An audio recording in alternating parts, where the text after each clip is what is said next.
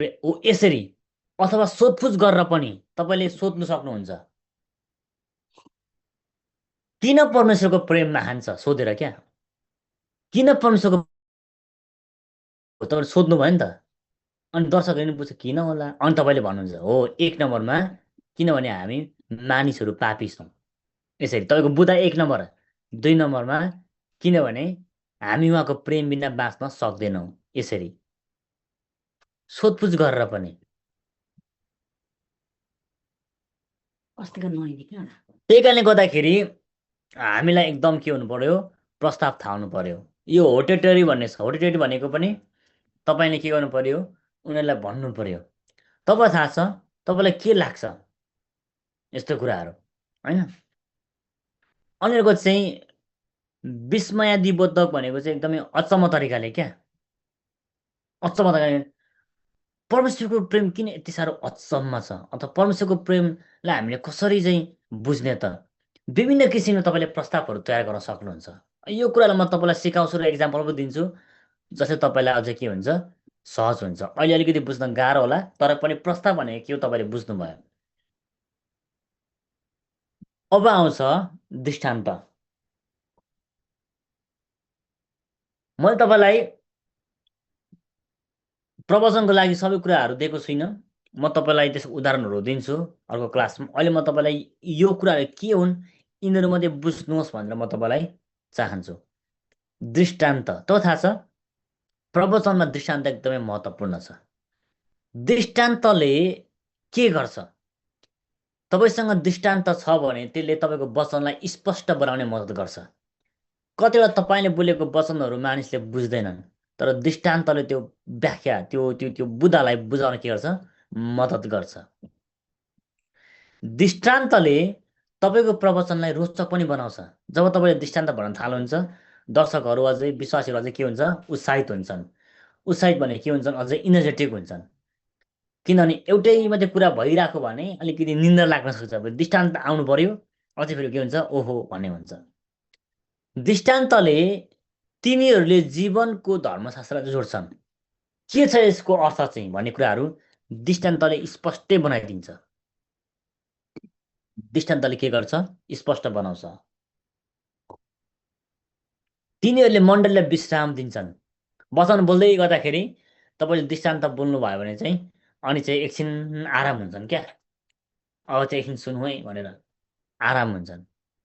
तिनीहरूले प्रवचनको भावनात्मक स्तरलाई अझै तीव्र बनाउँछ। जब तपाईँले दृष्टान्त भन्नुहुन्छ, अझै उनीहरू चाहिँ भावनात्मक रूपमा के गर्छन्, तीव्र हुन्छन्, अझै सुन्न चाहन्छन्, अथवा अझै भित्र गहिरेर बुझ्न चाहन्छन्। यी विविध कुराहरू चाहिँ केले गर्छ, दृष्टान्तले गर्छ। दृष्टान्तले त्यति मात्रै होइन, प्रवचनलाई एकदमै यादगार बनाउँछ भनेको तपाईँको बुदाहरूलाई, वचनहरूलाई बुझाउने काम चाहिँ कसले गर्छ, सम्झिराख्ने चाहिँ दृष्टान्तले बनाउँछ। मैले त कति यो पनि भने सुनेको छु, मानिसले तपाईँको प्रवचनको शीर्षक बिर्सन सक्छ, तर तपाईँले प्रवचनमा प्रयोग गर्नुभएको दृष्टान्त पहिले पनि बिर्सिँदैन। त्यही दृष्टान्तले सम्झाइरहन्छ तपाईँले, ए यो विषयमा बोल्नु भएको थियो नि, किन मलाई यो दृष्टान्त अझै पनि थाहा छ। अनि तिनीहरू प्राय प्रचारक र श्रोताहरूलाई सुसमाचारको बारेमा सोच्ने नयाँ तरिकामा लैजान्छन् क्या। दृष्टान्तले चाहिँ नयाँ तरिकाले के गर्छन्, अझै सोच्नको लागि लैजान्छन्। दृष्टान्तको स्रोतहरू, तपाईँ दृष्टान्त चाहिँ नजिकको, जीवनको नजिकको अवलोकनबाट पनि लिन सक्नुहुन्छ। कहाँबाट दृष्टान्त लिने भनेर, एक नम्बरमा चाहिँ सामान्य पाठबाट। जस्तै दृष्टान्त, जस्तै अब बाइबलबाटै लिन सकियो एक नम्बरमा चाहिँ। जस्तै म तपाईँलाई अब प्रार्थनाको विषयमा के गर्दैछु, प्रार्थनाको विषयमा म प्रचार गर्दैछु। अब तपाईँले दृष्टान्त चाहिँ बाइबलबाट लिन सक्नुहुन्छ। कहाँबाट, जस्तै दानिएलबाट, होइन, पुरानो नियमको। फेरि तपाईँलाई थाहा छ, दानिएलले दिनमा 3 चोटि प्रार्थना गर्थ्यो, उसको जीवन पनि प्रार्थनाले भरेको थियो। अब तपाईँलाई अझै के भयो त, दृष्टान्तले सहायता गरौँ क्या। बाइबलमा पनि छ दृष्टान्तहरू, बाइबलबाट तपाईँले लिन सक्नुहुन्छ। जस्तै तपाईँले प्रार्थनाको विषयमा प्रचार गर्दै हुनुहुन्छ भने हन्नाको प्रार्थना तपाईँले याद गर्नु भएको छ हो। अब अझै उनीहरू के हुन्छन्, वचनमा यादगार हुन्छन्। विश्वासको विषयमा प्रचार गर्दै हुनुहुन्छ, त्यो थाहा छ तपाईँले, अब्राहमको विश्वास, दृष्टान्त तपाईँले 1 नम्बरमा चाहिँ सामान्य पाठबाट वचनबाट नि लिन सक्नुहुन्छ क्या, बाइबलबाट नि। अर्को स्रोत चाहिँ दृष्टान्तको के छ भन्दाखेरि तपाईँले जीवनको नजिकको अवलोकनबाट लिन सक्नुहुन्छ। भनेको चाहिँ तपाईँको मण्डलीमा, तपाईँको छिमेकीमा, तपाईँले देखेको नजिकको अवलोकनमा तपाईँले दृष्टान्तहरू के गर्न सक्नुहुन्छ, लिन सक्नुहुन्छ। जस्तै आफ्नै मण्डलीको उदाहरण दिन सक्नुहुन्छ है। म कहिलेकाहीँ एकदमै उत्साहित हुन्छु होइन, हाम्रो चम्पा गुरुङलाई देखेर। म उहाँको प्रार्थनाको जीवन मैले देखेको छु। हो यसरी भनेपछि आफ्नै के भन्छ, जीवनको नजिकको अवलोकनबाट। जस्तै अब दृष्टान्तहरू तपाईँले विश्वासको विषयमा प्रचार गर्दै हुनुहुन्छ भने होइन, अस्ति भर्खरै हाम्रो कमला बमजनले भन्ने कुरा म छक्कै परेँ। उहाँले पनि यति धेरै विश्वास गर्नुभएको रहेछ, म पनि अचम्म लाग्यो होइन। अब कुनै घटनामा उहाँले केही कुरा विश्वास गर्नुभयो, हो यसरी क्या। कहाँबाट लिनुपर्ने छैन, तपाईँको आफ्नै जीवनको अवलोकनबाट के गर्नुपर्छ, तपाईँले दृष्टान्तहरू लिनु पर्यो।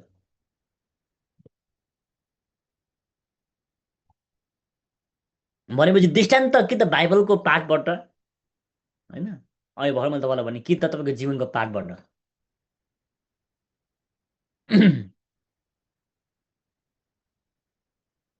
दृष्टान्तको प्रकारहरू हुन्छन्। ध्यान दिनुहोस् है, दृष्टान्त एउटा मात्रै प्रकारको, धेरै प्रकारको हुन्छ दृष्टान्त। के हो हेर्नुहोस्। 1 नम्बरमा तपाईँको बाइबलको दृष्टान्त हुन्छ, जुन चाहिँ मैले तपाईँलाई भने। तपाईँले बाइबलबाट इक्जाम्पल होइन, समर्पणको विषयमा तपाईँले प्रचार गर्दै हुनुहुन्छ, अथवा चरित्रको विषयमा प्रचार गर्नुभयो। चरित्र प्रियहरू, हामीलाई बाइबलले चरित्र बन्नुपर्छ भनेर सिकाउँछ। तपाईँले बाइबलबाट चाहिँ अब योसेफको दृष्टान्त ल्याउनुहोस्। तपाईँलाई थाहा छ योसेफ पुरानो नियममा उत्पत्तिको पुस्तक 37 अध्यायमा परमेश्वरले चुन्नुभएको व्यक्ति हो। योसेफको कथा पढ्दै गर्दाखेरि मलाई एउटा कुरा के अचम्म लाग्यो भन्दाखेरि, उसको जीवनमा आएको परीक्षाहरूमा, उसको जीवनमा आएको सङ्कटहरूमा योसेफ एकदमै दृढ रह्यो। उसले आफ्नो चरित्र कहिले पनि नष्ट गरेन। विभिन्न किसिमको पापहरूबाट योसेफ के भयो, जोगियो। त्यो हामीले हाम्रो चरित्रलाई जहिले पनि जोगाउनुपर्छ। हाम्रो जीवनमा परीक्षाहरू आउँछ, हाम्रो जीवनमा सङ्कटहरू आउँछ, तर त्यो समय पनि हामीले योसेफ जस्तै हाम्रो चरित्रलाई जोगाउन सक्नुपर्छ। हो, दृष्टान्तले अझै तपाईँको यो के भन्छ, चरित्र भन्ने शीर्षकलाई के गरे त, अलिकति स्पष्ट बनायो नि त योसेफको उदाहरणले। बाइबलको दृष्टान्त पनि हुनसक्छ, अथवा यो ऐतिहासिक दृष्टान्त हुनसक्छ। ऐतिहासिक दृष्टान्त, ऐतिहासिक रूपमा तपाईँलाई थाहा छ विश्वमा केही रेकर्डहरू राख्ने यो व्यक्तिहरूले आफ्नो चरित्र कहिले पनि गुमाएनन्। तपाईँलाई थाहा छ विश्वमा धेरै महान प्रचारकहरू आए, धेरै ठुला ठुला रूपमा प्रचार गरे, तर अन्तिममा उनीहरूको चरित्र गुमियो। एउटा ठुलो महान प्रभुको दास पनि एक दिन गिरिएको छ। ऐतिहासिक दृष्टान्त क्या अब। अथवा जीवनीको दृष्टान्त, तपाईँले आफ्नो जीवनी अथवा कसैको जीवनी भन्न सक्नुहुन्छ। र मेरो जीवनमा पनि मैले धेरै किसिमको दुःखहरू भोगेँ, कष्टहरू भोगेँ, तर मलाई प्रभुले त्यो कुराबाट बचाउनु भयो। म एक दिन त्यहाँ जाँदै थिएँ, मलाई यो भने त्यो भने, तर तपाईँको जीवन चाहिँ फेरि ठ्याक्कै वचनसँग मिल्नु पऱ्यो क्या, बुरासँग ठ्याक्कै जोडिनु पऱ्यो। आफ्नो जीवनी आफ्नो बारेमा नभन्ने, तर मिल्नु चाहिँ पऱ्यो। फेरि वचन एकातिर छ, जीवन एकातिर हुँदैन। एक्सक्युज मी सर, यस, हामीलाई पुरानो करार त हाम्रो लागि इतिहासको रूपमा लिन सक्छौँ नि हामीले, होइन? पुरानो करार पनि नयाँ करार पनि इतिहासको रूपमा लिने, किनभने नयाँ करार पनि अहिले 2000 वर्ष भइसक्यो नि त हाम्रो लागि त लेखिएको। त्यो भएर दुइटै हामीले इतिहासको रूपमा लिने। अझै नयाँ करार पछाडि चाहिँ पुरानो करार नयाँ करार त बाइबलको दृष्टान्त भइहाल्यो बाइबलभित्रको। अब ऐतिहासिक भनेको चाहिँ येशू क्रिस्टको चेलाहरूदेखि पछाडि चर्च फादरहरू, मण्डलीको अगुवाहरू, धर्मशास्त्रीहरू विशेष रूपमा छ नि त, उहाँहरूले नि कसरी सिक्नुभयो? किन हामीमध्ये पहिलो पुस्ता होइन जसले चाहिँ बाइबलको वचन आज पढ्दैछ र प्रचार गर्दैछ। हामीभन्दा अगाडि धेरै पुस्ताहरू गइसके, 21औँ शताब्दीमा 21वटा पुस्ताहरू गइसके। सो उहाँहरूले पनि कसरी बुझ्नुभयो, कसरी गर्नुभयो, त्यहाँबाट हामीले ऐतिहासिक रूपमा दिशा दिन सक्छौँ। एकजना महान प्रभुको दासले यसरी भन्नुभएको छ, हो यसरी ऐतिहासिक रूपमा।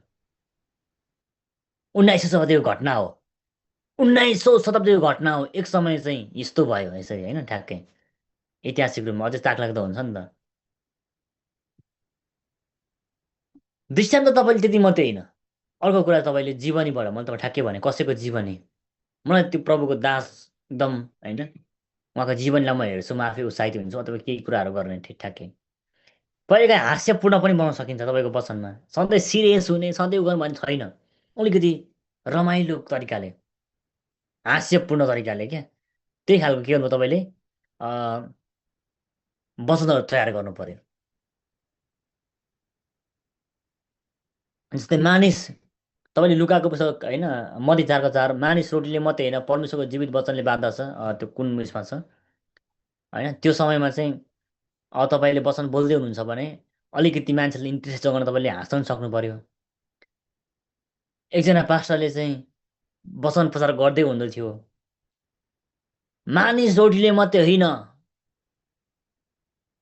अनि एउटा नयाँ विश्वासीले चाहिँ थाहा छ पास्टर, थाहा छ, अलिकति अचार पनि चाहिन्छ, होइन? हो यसरी अलिकति दर्शकलाई हँसाउनु सक्यो इन्ट्रेस्ट जगाउनको लागि, तर वचन सन्दर्भित चाहिँ हुनु पर्यो। फेरि तपाईँ लुकाको पुस्तकबाट प्रचार गर्दै हुन्छ, प्रिय राजा, हामी लुकाको पुस्तकबाट प्रचार गरेका थियौँ। अनि एउटा नयाँ विश्वासी चाहिँ एक दिन त्यहाँ जाँदै गर्दाखेरि त्योभन्दा अघिल्लो समयमा चाहिँ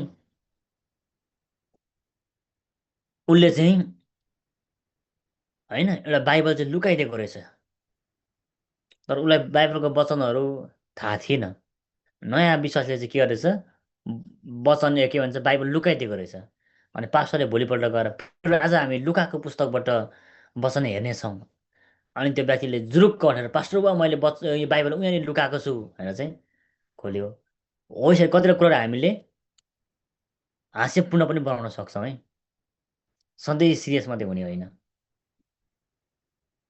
तर त्यस्तो कुराहरू पनि हामीले खोज्न सक्नु पर्यो फेरि, होइन? त्यस्तो कुराहरू के गर्नु पर्यो, खोज्न सक्नु पर्यो। आफ्नै जीवनबाट तपाईँले हँसाउन सक्नु पर्यो। वैज्ञानिकको कुराहरू, तथ्यहरू अझै तपाईँ इन्ट्रेस्टिङको लागि तपाईँको वचनमा, होइन? जस्तै तपाईँ विश्वासको बारेमा कुरा गर्दै हुनुहुन्छ, होइन? विश्वासको बारेमा कुरा गर्दै हुनुहुन्छ, अब वैज्ञानिक हिसाबले त्यसलाई कसरी प्रुभ गर्ने त, अन्त विज्ञानले त्यसलाई के भन्छ त, होइन? त्यो कुराहरूद्वारा पनि तपाईँले आफ्नो सर्मनमा लगाउन सक्नु, इन्ट्रेस्टिङ फ्याक्ट कुराहरू, क्या तपाईँ थाहा छ 19औँ शताब्दीको कुरा हो, होइन, जहाँ चाहिँ अल्बर्ट आइन्स्टाइनले संसारलाई छिटो हल्लाएको थियो, संसारलाई उलटपुलट बनाएको थियो। त्यो समयमा अल्बर्ट आइन्स्टाइनले, होइन, ग्रहहरू कसरी अवस्थित छन्, होइन, पृथ्वी कसरी अडिएको छ, सबै कुराहरू पत्ता लगाए। तपाईँ थाहा छ, यो चाहिँ तपाईँले, मैले यो एउटा लगाएको थिएँ दृष्टान्त, जुन चाहिँ अरूको नक्कल नगर्नुहोस् भनेर, अरूको नक्कल नगर्नुहोस् भने बुदामा फेरि के हो यो दृष्टान्त भनेर, बुदा चाहिँ मेरो के हो, अरूको नक्कल नगर्नुहोस्। अनि मैले अल्बर्ट आइन्स्टाइनको यहाँ के इक्जाम्पल लगाएँ, यो मेरो एउटा सेमिनारमा बोलेको प्रवचनमा तपाईँलाई भन्दैछु, होइन? अनि त्यो समयमा चाहिँ अल्बर्ट आइन्स्टाइनले चाहिँ एउटा थ्योरी निकालेको थियो, होइन? अनि त्यो थ्योरीको कारणले गर्दाखेरि चाहिँ उहाँलाई चाहिँ विश्वविद्यालयमा बोलाइयो, धेरै ठाउँमा सेमिनारहरू बोलाइयो। अनि एउटै थ्योरी चाहिँ 1000चोटि प्रचार गर्दा, ठाउँ ठाउँ प्रचार गर्दा अल्बर्ट आइन्स्टाइन चाहिँ थाक्नुभयो, र ऊ जहाँ पनि जान्थ्यो उसँग एउटा ड्राइभर थियो। अल्बर्ट आइन्स्टाइनलाई चाहिँ जति नै उयो भए पनि गाडी कुदाउन आउँदैन थियो, त्यही भएर उसको ड्राइभर चाहिँ उसको हरेक सेमिनारमा, कन्फरेन्समा बसेको थियो। अनि अल्बर्ट आइन्स्टाइनले भनेको सबै कुरा चाहिँ त्यो ड्राइभरले चाहिँ जानेको थियो। जब अल्बर्ट आइन्स्टाइनलाई फेरि नयाँ ठाउँमा निमन्त्रणा गरियो बोल्नको लागि, आइन्स्टाइनले चाहिँ ड्राइभरलाई भन्यो, म त यो एउटै कुरा भन्दा भन्दा धेरै थाकिसक्यो। अनि त्यो समय ड्राइभरले भन्यो, त्यसो भए यसो गर्नु न त, त्यो नयाँ ठाउँमा तपाईँले सम्पूर्ण भनेको कुरा मलाई थाहा छ, म त प्रचार गर्न सकिहाल्छु यदेखि जेठसम्म, मलाई सबै याद भइसक्यो, अब यसो गरौँ, म आइन्स्टाइन हुन्छु, तपाईँ ड्राइभर हुनुहोस्। तपाईँ पछाडि बस्नुहोस्, म चाहिँ आइन्स्टाइन भएर प्रचार गर्छु। Deal okay okay okay. त्यो ठाउँको मानिसहरूले चिनेका थिएनन्, त्यो समयमा फोटोग्राफीहरू थिएन। अनि गए नयाँ ठाउँमा कन्फरेन्समा। जाँदै गर्दाखेरि चाहिँ ड्राइभरले गएर अगाडि परिचय गरे, म आइन्स्टाइन हो, यो थ्योरी चाहिँ यो चाहिँ यसरी कुरा छन्, होइन पृथ्वीको गुरुत्वाकर्षण बल यो भनेर ठट्ट प्रचार गरिसकेपछि चाहिँ अ, त्यहाँबाट चाहिँ दर्शकहरूले चाहिँ प्रश्न गरे, मसँग केही प्रश्न छ। अनि आइन्स्टाइनलाई प्रश्न गरिन्छ, वैज्ञानिक ज्यू, यो एबिसी थ्योरीको मूल फर्मुला चाहिँ कसरी संरचना भएको छ त? हो, यहाँनिर चाहिँ ड्राइभर अब अकमकिन्छ। उसले स्पिच चाहिँ थाहा गरेको थियो, तर वास्तवमा आइन्स्टाइनको सबै स्पिचहरूमा चाहिँ कसरी निर्माण थाहा थिएन। अनि धेरै सोचिसकेपछि ड्राइभरले एउटा उपाय खोज्छ। उपाय खोजेर चाहिँ उसले भन्छ, तपाईँले सोध्नुभएको प्रश्न एकदमै मलाई सजिलो लाग्यो, र यस्तो सजिलो प्रश्नहरूको जवाफ म आफै कहिले पनि दिन्न। यस्तो सजिलो प्रश्नहरूको जवाब त मेरो ड्राइभरले नै दिन्छ भनेर चाहिँ, आउनुहोस् प्रश्नको जवाब आफै दिनुहोस् त ड्राइभर भनेर उसले ड्राइभरलाई बोलायो। भन्नुको मतलब, कहिले पनि हामीले अरू हुने प्रयास गऱ्यौँ भने हामी जहिले पनि असफल हुन्छौँ। हामी उसको स्पिचलाई नक्कल गर्न सक्छौँ, उसको जीवनको आचरण नक्कल गर्न सक्छौँ, तर हामी कहिले पनि हुन सक्दैनौँ। त्यही भएर तपाईँ नै हुनुहोस्।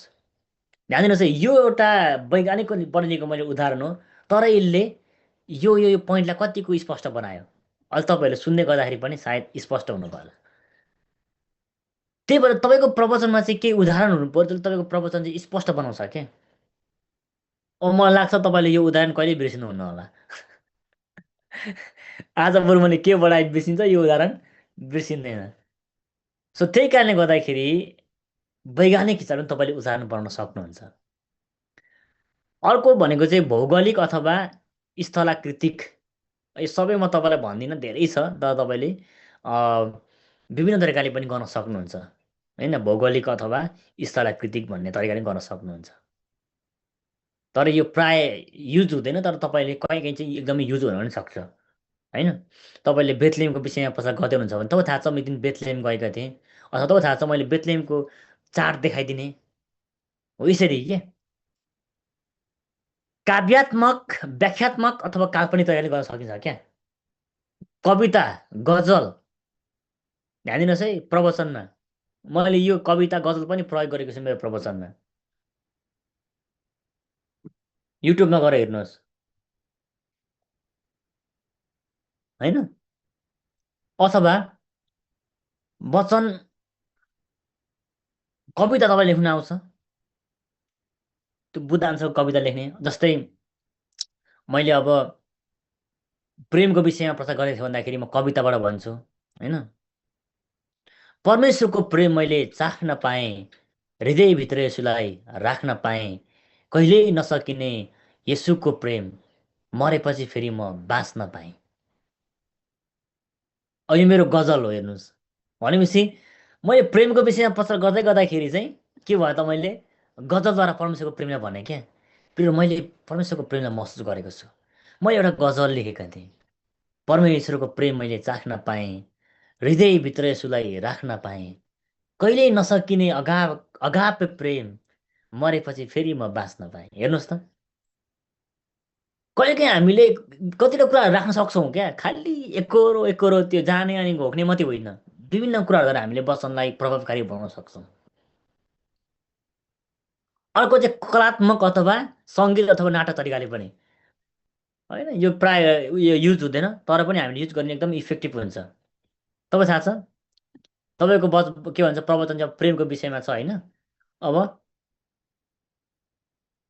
तपाईँले प्रेमको विषयमा थोरै गाइदिने क्या अगाडिबाट, कस्तो मतलब भएन, गाइदिने, होइन। जस्तै अब अनुग्रहको विषयमा प्रचार गर्दै हुनुहुन्छ भने मेरो गीत गाइदिनुहोस् अनुग्रहको विषयमा।